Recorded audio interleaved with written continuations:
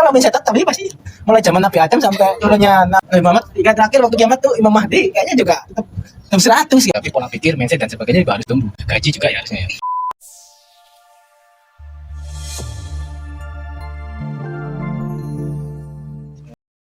Selamat sore Semanggi University, kembali lagi dalam acara Bedah Buku. Kali ini di season atau di episode kali ini saya sudah bersama dua perempuan dari cabang Kosop Jakarta.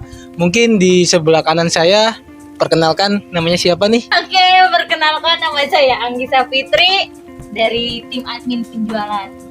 Halo Sobat Semanggi University, aku Arum dari pembelian di Kosop Jakarta. Oke, jadi di sini ada dua admin yang akan membedah suatu buku ya. Jadi kali ini mungkin kita lihat ya dari background kedua orang ini sama-sama administrasi, tapi beda dari divisinya. Yang kanan yaitu divisi admin penjualan dan yang sisi kiri admin pembelian. Sepertinya menarik karena kedua divisi ini biasanya saling bentrok karena sesuatu hal. Nah, penasaran? Maka coba kita nih bedah satu-satu. Kita mau bahas buku apa dulu nih? Pertama itu kita mau bahas lanjut sih dari buku Mindset yang subjudulnya tuh mengubah pola berpikir untuk perubahan besar dalam hidup Anda, karya dari Carol S. Dweck, PhD.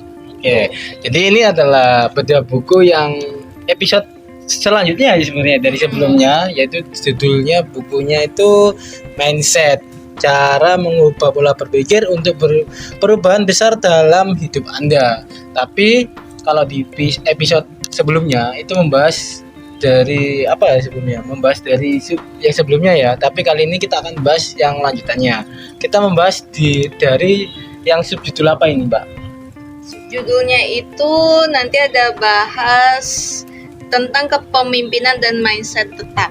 Oke, tentang kepemimpinan dan mindset tetap. Nah, mungkin singkat saja dari Mbak Anggi nih. Apa sih kepemimpinan versinya Mbak Anggi? Nanti mindset tetap dari versinya Mbak Arum. Kepemimpinan sendiri itu apa menurutnya Mbak Anggi? Suatu perusahaan atau hal lainnya. Berarti harus memimpin perusahaan. Enggak juga sih. Nah, tadi bilangnya seseorang yang memimpin perusahaan. Kan aku bilang seseorang yang memimpin perusahaan atau hal lainnya. Oh, seseorang yang memimpin sebuah perusahaan atau hal yang lainnya. Bedanya sama pemimpin apa? Pemimpin ketua kali ya. Jadi itu versinya Mbak Anggi ya. Kita tidak ada yang salah tentang hal ini, tapi versinya Mbak Anggi itu kepemimpinan adalah orang yang memimpin suatu perusahaan atau hal yang lainnya. Itu dari Mbak Anggi. Kalau dari Mbak Arum nih tentang mindset tetapnya artinya apa? Mindset tetap sebelumnya tuh pernah ngebahas ngebuku ini juga sebelumnya kan, sebelum lanjut ke pembahasannya sekarang. Jadi mindset tetap yang aku tahu dari buku ini adalah pemikiran yang dia itu seseorang yang mikirnya ya udah stuck di situ aja, dia tuh nggak mau berkembang gitu dengan begitu kolot gitu loh, dengan PD pemikiran dia yang kolot tapi masih dibawa di kehidupan dia sampai jangka panjang. Itu sih mindset tetap. Oke, jadi mindset tetap itu jadi misalkan kalau dia bilang nggak bisa ya selamanya ya nggak dibawa terus, ini nggak bakal bisa gitu karena mindsetnya dia adalah tetap ya gitu ya. Tapi apakah di buku itu yang dibahas seperti pengertiannya teman-teman ini? Nah, ini kan juga penasaran nih. Nah, mungkin dari Mbak Arum dulu deh, kasih sedikit apa sih yang di dalam buku ini artinya sendiri tentang kepemimpinan dan mindset tetap itu. Sebenarnya kepemimpinan dan mindset tetap nih judulnya kan. Jadi ada contohnya itu di sini ceritakan ada seseorang gitu dari pemimpin perusahaan ternama itu di Amerika. Jadi salah satu tokoh ini dia memimpin suatu perusahaan tapi hanya menganggap jabatannya dia yang superiornya itu tuh ya hanya jabatannya gitu. Dia tuh hanya mementingkan jabatannya tapi dia tuh nggak memikirkan yang bantu dianya ini loh, maksudnya yang inferiornya dia, bawahnya dia gitu. Jadi kalau saya bilang sih contohnya yang kayak di sini aja itu kayak owner kita Pak Benny gitu. Dia tuh bener-bener kayak bikin forum Semanggi University buat perkembangan maju untuk karyawannya. Jadi dia tuh nggak hanya memikirkan omset lah misalnya kan yang paling penting omsetnya dari perusahaan gitu, tapi juga pengen karyawannya itu tuh bikin tumbuh maju gitu, nggak hanya nantinya stuck bekerja di sini aja, tapi dia nanti kan bakal bisa tumbuh bekerja di perusahaan lain gitu. Itu Iya. ya contohnya. Jadi yang dibahas di buku ini itu bagaimana seorang pemimpin yang kolot ya dia, yang kolot tentang sebuah ide atau pemikirannya bahwasanya ya udah ini perusahaan aku, ya udah ikutin ini aja tanpa memikirkan mendevelop karyawannya dengan baik, misalkan upgrading kemampuan si karyawannya atau bagaimana perusahaan ini tumbuh. Jadi dia mindsetnya itu ya udah aku bikin ini ya selamanya juga seperti ini, kayak kurang lebihnya seperti itu ya. Jadi yang dibahas di sini tentang kepemimpinannya, cara berpemimpin ya intinya, cara dia membawai sebuah instansi atau organisasi dengan mindset yang tetap itu ya kalau dibahas seperti itu. Nah menurut Bang Anggi nih, menurut Bang Anggi kira-kira kalau yang seperti ini itu masih worth it enggak sih Mbak dengan perkembangan zaman yang ada?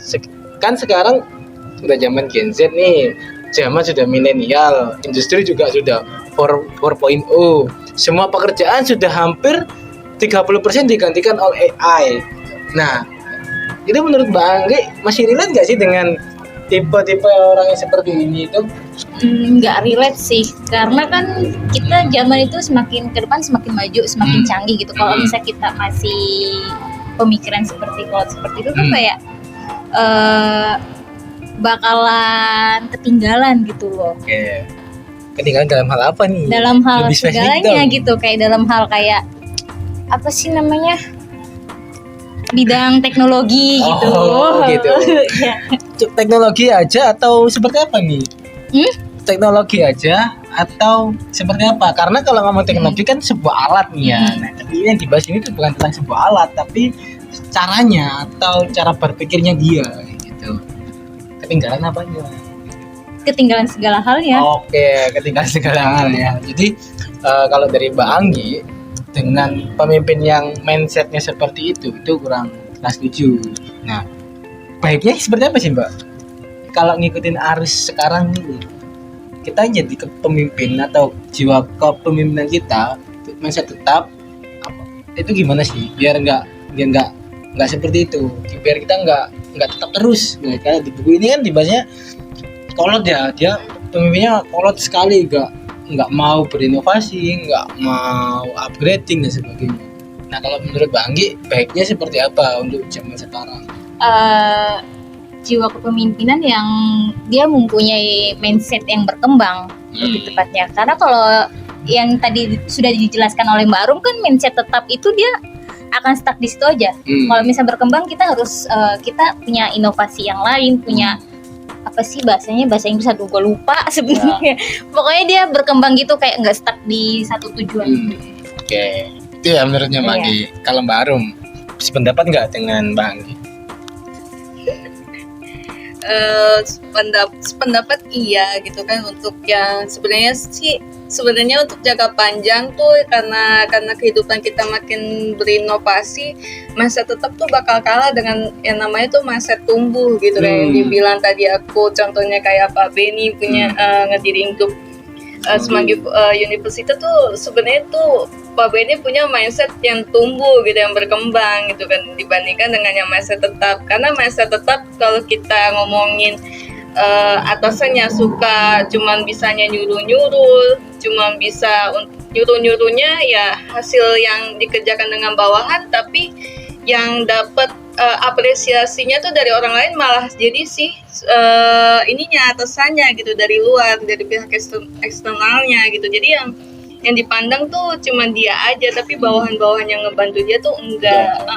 Nah jadinya kan itu cuma buat jangka pendek ya untuk perusahaannya. Nah, di situ di bukunya juga bilang kalau yang gaya kepemimpinan masa tetap ini tuh nggak akan lama gitu kan, ketimbang dengan yang mindset tumbuh yang dia sebagai atasan tuh benar-benar kayak ayo gitu, kayak menggerakkan ayo untuk menerima saran-sarannya untuk gimana nih saran bagus untuk perusahaan makin tumbuh lagi, gimana inovasi yang terbaru lagi. Oke. Ya, pembahasan dari Mbak Arum ini sebenarnya apa ya? Semua orang pasti kan tumbuh gitu ya. Bukan cuma fisik aja yang tumbuh, tapi pola pikir, mindset dan sebagainya juga harus tumbuh. Gaji juga ya harusnya ya. Enggak. Tapi benar sih, apa namanya? Kalau dari company kita yang tempat kita kerja sekarang itu benar-benar ownernya itu memperhatikan bukan cuma sekedar bahwa omset, tapi gimana kelangsungan bisnis ini tumbuh dengan sustainable. Ya enggak, istilahnya seperti itu. Jadi omsetnya tumbuh, kemampuan dari karyawannya tumbuh, semua aspek juga tumbuh. Bayangkan kalau misalkan ya Pak Ben itu nggak ada inovasi, selamanya kita cuma jualan alat kasir, jualan aja. Tapi kalau sekarang coba deh, itemnya kita ini contoh simpel ya, SKU-nya konsep dulu itu cuma berapa sih dulu? Gak sampai 100. Sekarang udah berapa? Tembus 21.000. Sebenarnya kalau mindset tetap ini pasti mulai zaman Nabi Adam sampai turunnya Nabi Muhammad, hingga terakhir waktu kiamat tuh Imam Mahdi kayaknya juga tetap 100 kayak gitu. Nah, makanya jadi buat kita sendiri itu jangan sampai punya mindset tetap. Mungkin sesekali boleh kita punya mindset tetap, tapi baiknya juga disikapi dengan mindset yang tumbuh. Jadi kita juga akan menemukan hal baru. Kalau enggak ya kita cuman gini-gini aja gitu. Yang mungkin dari Mbak Arim yang dulunya kalau nggak mau input admin misalkan, inputnya cuman itu aja ya nggak bakal tahu nih produk di luar itu ada produk B, karena Mbak Arum sebagai seorang merchandising, dia sebagai seorang penjualan juga akan inputnya ya online lu urus sendiri, ngapain gimana kayak gitu kan. Juga kalau punya mindset seperti itu juga Mbak Anggi juga nggak bakal bisa sampai sejauh ini gitu loh. Nyatanya juga dari sejauh ini teman-teman di sini kan juga karena berproses untuk tumbuh kan, nggak mungkin tetap terus. Ayo coba kalau disebutin kira-kira kalau Mbak Anggi punya pemikiran mindset yang tetap, kira-kira bisa jalan nggak sampai sejauh ini? Enggak akan sih. Nah, Mbak Arum juga pasti kan ya nggak akan. Nah, gitu. Jadi buku yang dibahas ini sebenarnya buat teman-teman tuh jangan sampai kita punya mindset yang tetap. Jadi kita harus tetap punya mindset terus tumbuh. Kepemimpinan juga akan tumbuh dengan sendirinya gitu. Kalau Mbak Anggi tadi bilang orang yang memimpin, kalau saya kepemimpinan itu ya kita sendiri, lebih tepatnya memimpin diri kita sendiri bagaimana untuk bertumbuh lebih baik dari hari sebelumnya. Itu konklusi dari saya. Mungkin ada tambahan dari Mbak Anggi maupun Mbak Arum? Bahasanya agak-agak gimana ya gitu ya Pak. Ya, mungkin agak berat ya. Sebenarnya nggak berat sih, cuman karena ini terjadi di kehidupan kita sehari-hari, mungkin agak malu untuk mengungkapkannya. Biasanya sih kayak gitu. Ada tambahan lagi Mbak Anggi, Mbak Arum sebelum saya tutup sesi pada buku kali ini? Cukup sih, nanti bisa lanjut. Oke, mungkin bisa lanjut di episode selanjutnya ya. Ya. Terima kasih sahabat Semanggi University. Semoga kita bisa ketemu lagi di episode-episode selanjutnya. Salam Semanggi University.